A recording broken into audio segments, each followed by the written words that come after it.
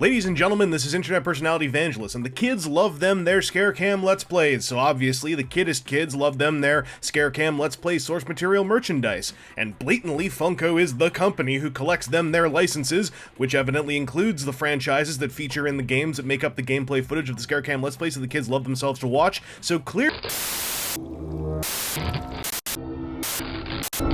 Funko's articulated take on Foxy the animatronic has a sculpt that manages to hit a pleasant middle ground between the particular styles of his game models, with a touch of plastic plaything simplicity. It's a decently detailed piece which employs a weird mottled texture on any otherwise smooth surface, giving it an extra shot of the haunted Muppet aesthetic.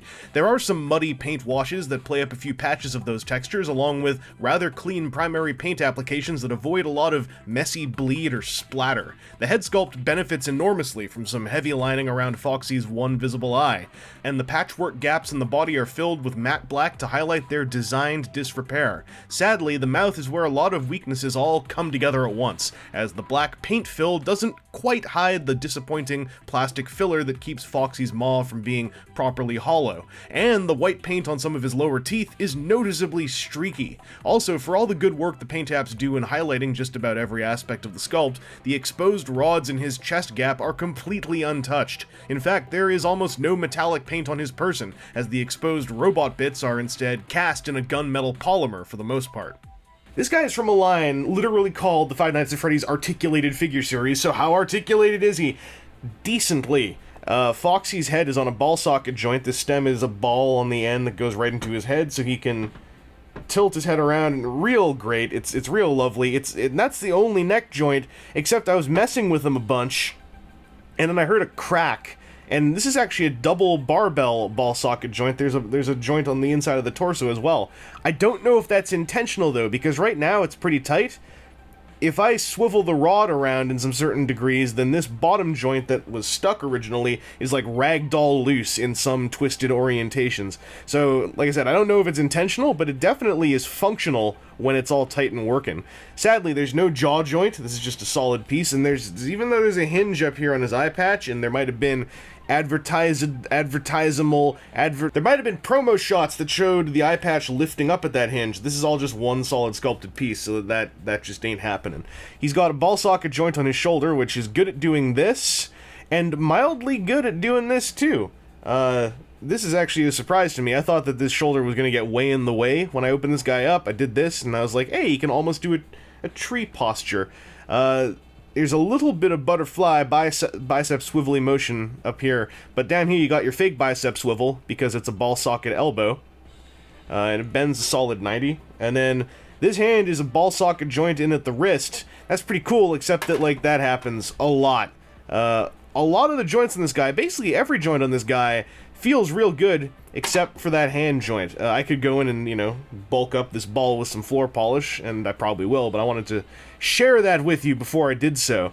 The hook hand has no articulation. It doesn't swivel or anything, and I am astounded that the hook doesn't swivel. I figured it would, but it doesn't. And I guess this is just one solid molded piece. I thought that the hook would have been pegged in there or something, but it ain't. There is a cut on the sculpt across the waist. There's no waist joint, and if there was a waist joint on there, I would be singing some praises on this guy, because he's also got ball socket hips that can't move forward very well on their own, can't move outward super well. Well, it's okay. It's like 45 degrees. But there is a bit of twist you can pull in there to get them to come forward just a tad more.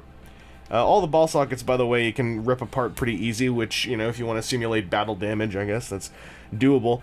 You can kind of get this guy's leg to come just almost 45 degrees forward. It's real close.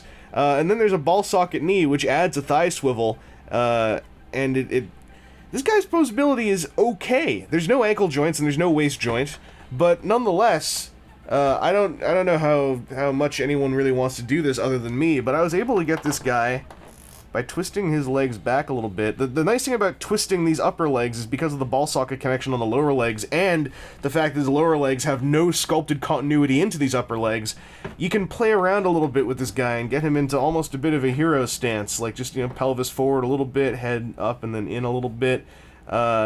This dude is a decent little action figure.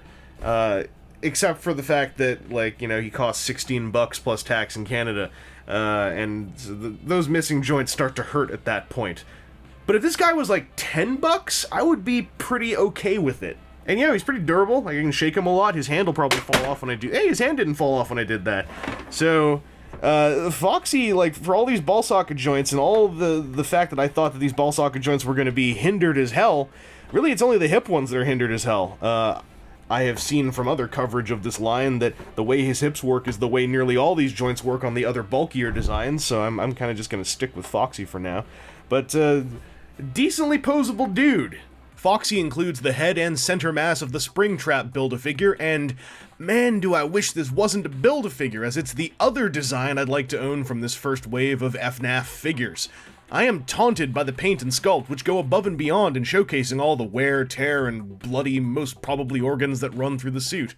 Yes, I could go track down the other 4 figures, but I honestly don't want them all that much. Because as far as my research has shown me, Foxy is the best figure in the line by a mile. He's got the visual qualities of his wave mates with the addition of way more articulation range. His body sculpt does not hinder his joint movements nearly as much as the others, in what I've seen from reviews online. And for the price of these guys, I just don't have the patience for joints with minimal functional range. Because man, Foxy only really pulls off a bang for my buck satisfaction due to the strength of his paintwork and the replication of that on his sizable Build-A-Figure component. The articulation is cool, but at $10 to $20 a piece, depending on your currency and the state of the aftermarket, the lack of a waist joint is brutal, and the notion of enormously hindered articulation on the other 4 figures and all their ball socket joints is massively off-putting.